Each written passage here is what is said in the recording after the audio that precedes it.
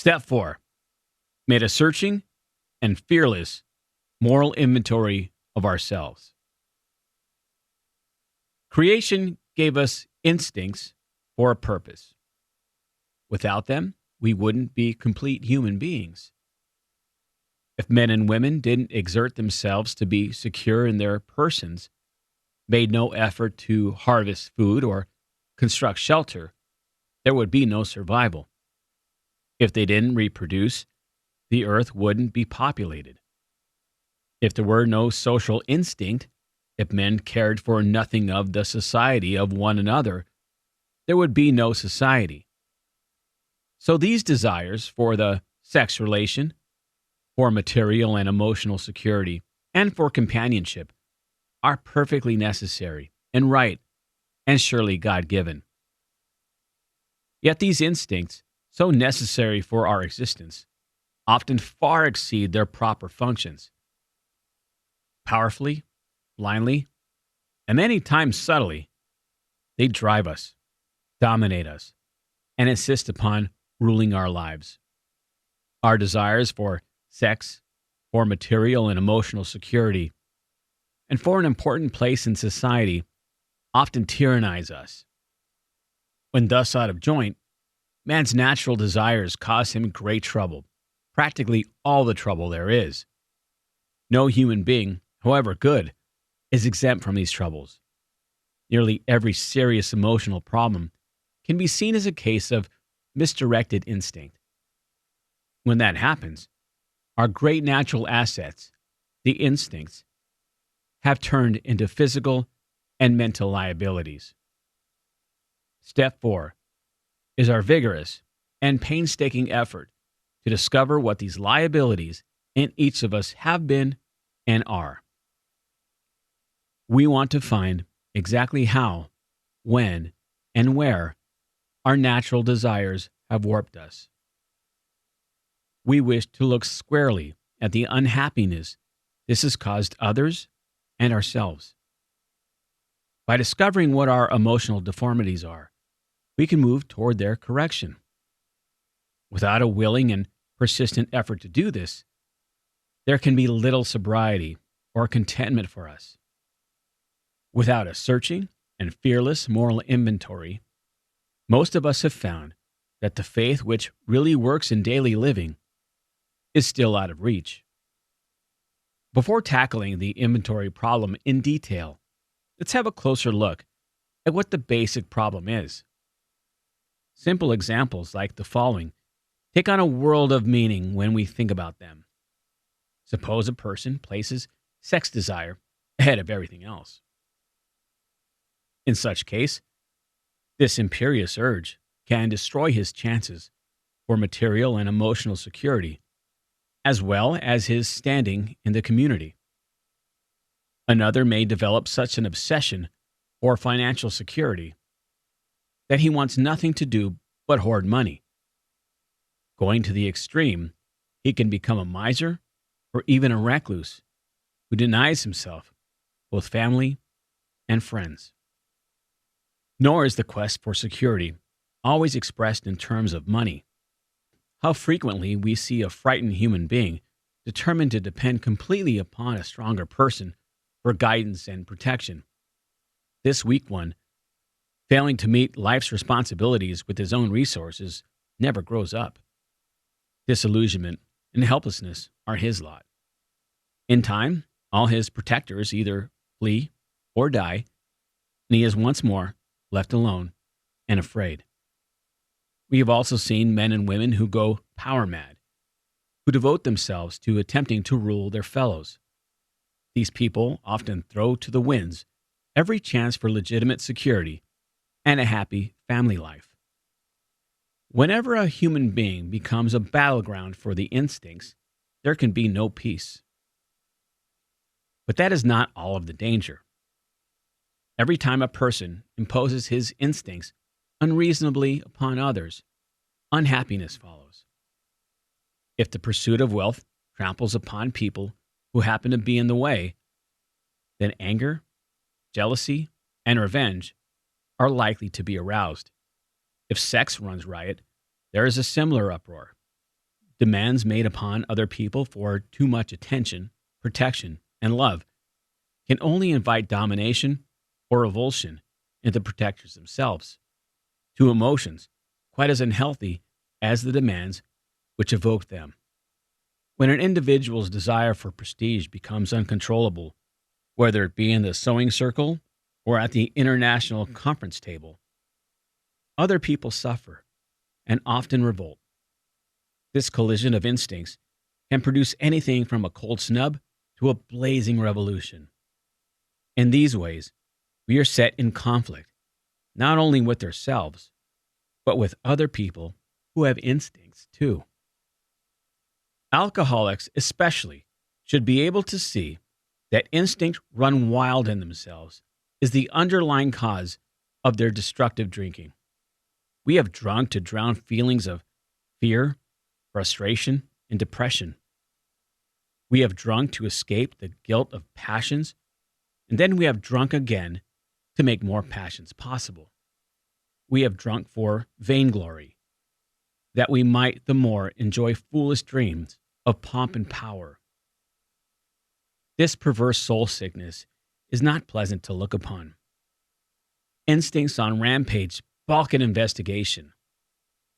The minute we make a serious attempt to probe them, we are liable to suffer severe reactions. If temperamentally we are on the depressive side, we are apt to be swamped with guilt and self-loathing.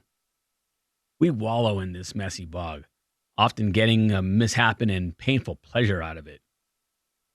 As we morbidly pursue this melancholy activity, we may sink to such a point of despair that nothing but oblivion looks possible as a solution. Here, of course, we have lost all perspective, and therefore all genuine humility. For this is pride in reverse. This is not a moral inventory at all. It is the very process by which the depressive has so often been led to the bottle and extinction. If, however, our natural disposition is inclined to self-righteousness or grandiosity, our reaction will be just the opposite. We will be offended at AA's suggested inventory. No doubt we shall point with pride to the good lives we thought we led before the bottle cut us down. We shall claim that our serious character defects, if we think we have any at all, have been caused chiefly by excessive drinking. This being so, we think it logically follows that sobriety, first, last, and at all times, is the only thing we need to work for. We believe that our one-time good characters will be revived the moment we quit alcohol. That if we were pretty nice people all along, except for our drinking, what is the need for a moral inventory now that we are sober? We also clutch at another wonderful excuse for avoiding an inventory. Our present anxieties and troubles, we cry, are caused by the behavior of other people, people who really need a moral inventory. We firmly believe that if only they'd treat us better, we'd be all right. Therefore, we think that our indignation is justified and reasonable, that our resentments are the right kind. We aren't the guilty ones. They are. At this stage of the inventory proceedings, our sponsors come to the rescue. They can do this, for they are the carriers of AA's tested experience with Step 4. They comfort the melancholy one by first showing him that his case is not strange or different, that his character defects are probably not more numerous or worse than those of anyone else in AA. This the sponsor promptly proves by talking freely and easily and without exhibitionism about his own defects, past and present. This calm yet realistic stock-taking is immensely reassuring. The sponsor probably points out that the newcomer has some assets which can be noted along with his liabilities. This tends to clear away morbidity and encourage balance. As soon as he begins to be more objective, the newcomer can fearlessly, rather than fearfully, look at his own defects. The sponsors of those who feel they need no inventory are confronted with quite another problem. This is because people who are driven by pride of self unconsciously blind themselves to their liabilities. These newcomers scarcely need comforting. The problem is to help them discover a chink in the walls their ego has built, through which the light of reason can shine.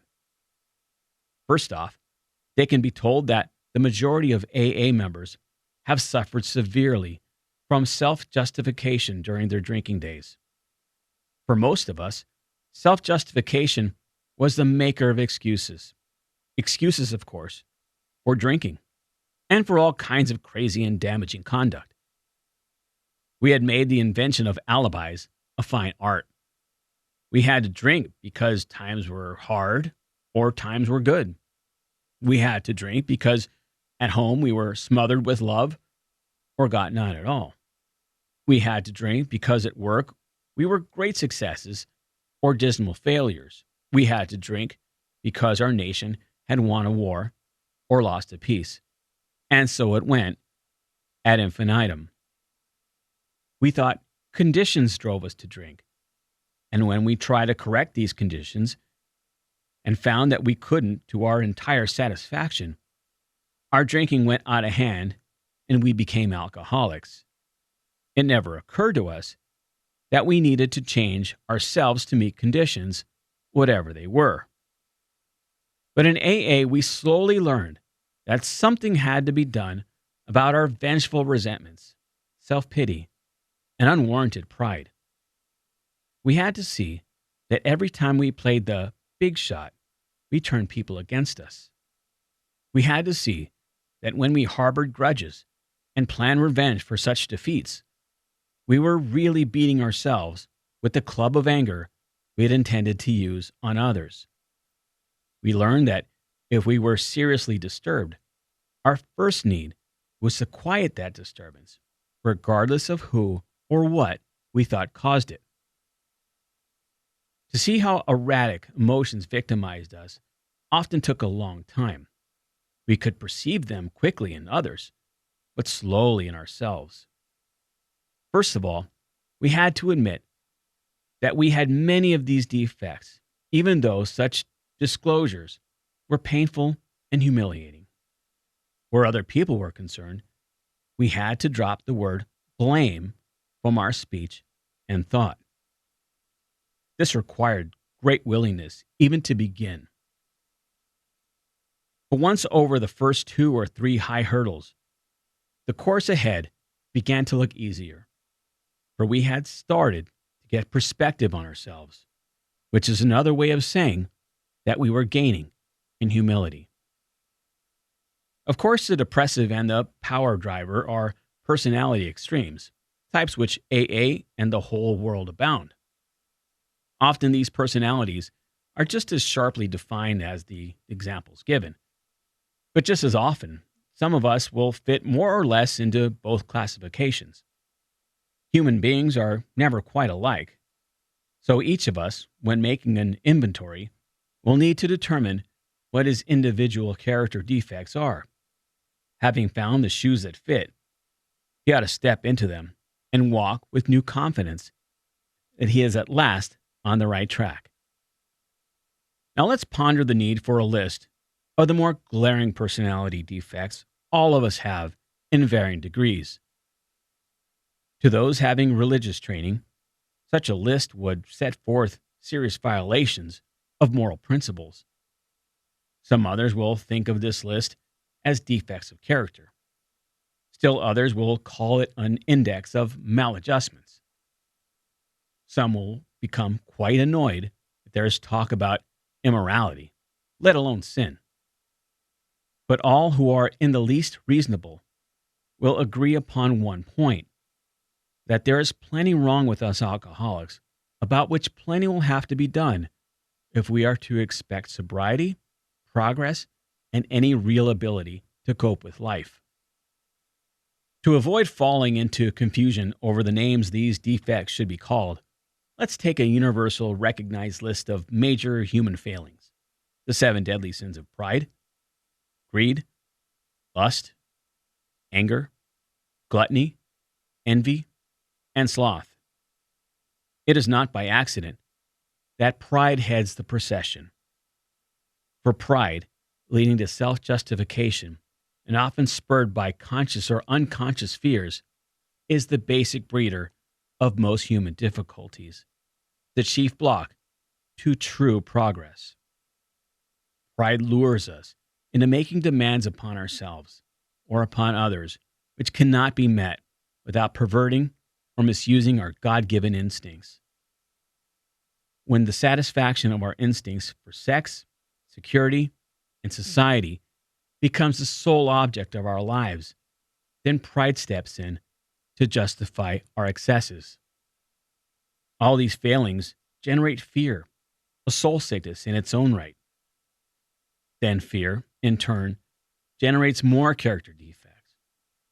Unreasonable fear that our instincts will not be satisfied drives us to covet the possessions of others, to lust for sex and power, to become angry when our instinctive demands are threatened, to be envious when the ambitions of others seem to be realized while ours are not. We eat, drink, and grab for more of everything than we need, fearing that we shall never have enough. And with genuine alarm at the prospect of work, we stay lazy. We loaf and procrastinate, or at best work grudgingly and under half steam. These fears are the termites that ceaselessly devour the foundations of whatever sort of life we try to build. So when AA suggests a fearless moral inventory, it must seem to every newcomer that more is being asked of him than he can do.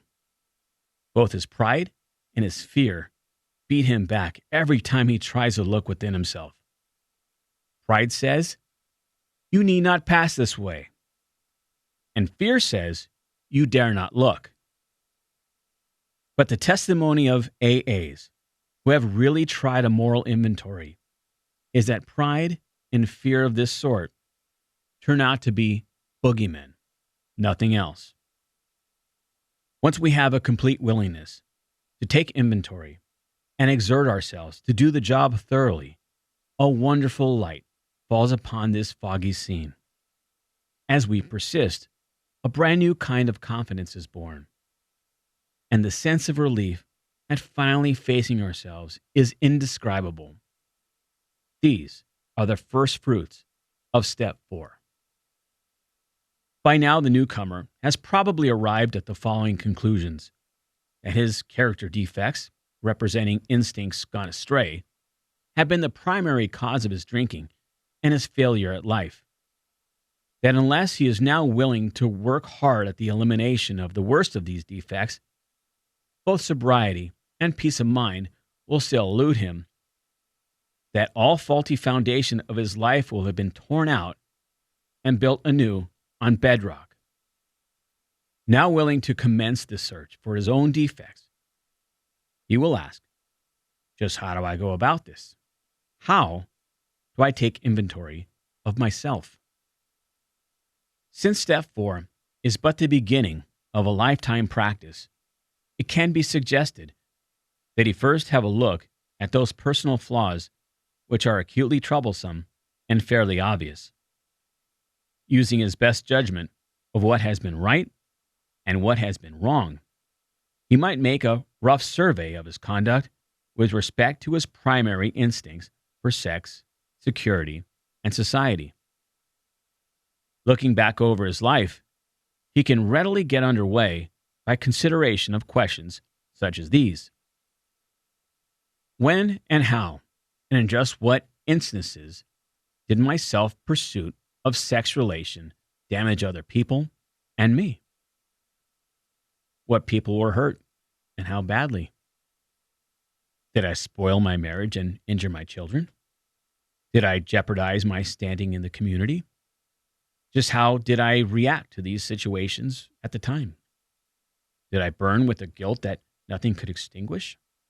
Or did I insist that I was the pursued and not the pursuer, and thus absolve myself?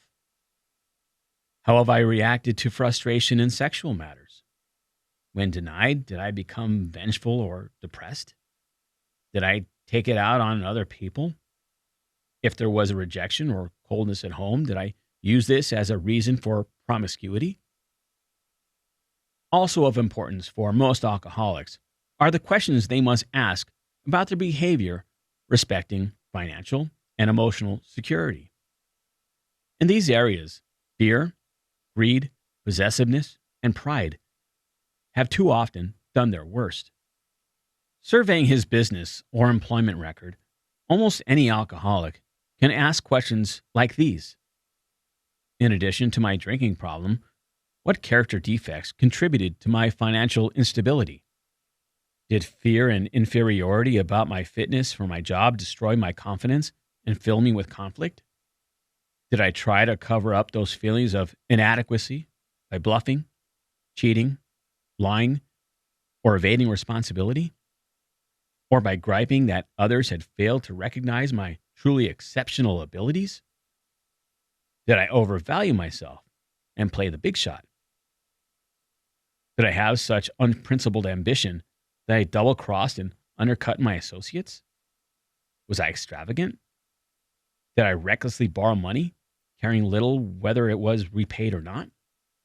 Was I a pinchpenny, refusing to support my family properly? Did I cut corners financially? What about the quick money deals, the stock market, and the races? Businesswomen in AA will naturally find that many of these questions apply to them too. But the alcoholic housewife can also make the family financially insecure. She can juggle charge accounts, manipulate the food budget, spend her afternoons gambling, and run her husband into debt by irresponsibility, waste, and extravagance. But all alcoholics who have drunk themselves out of jobs, family, and friends will need to cross-examine themselves ruthlessly to determine how their own personality defects have demolished their security. The most common symptoms of emotional insecurity are worry, anger, self-pity, and depression. These stem from causes which sometimes seem to be within us, and at other times to come from without. To take inventory in this respect, we ought to consider carefully all personal relationships which bring us continuous or recurring trouble.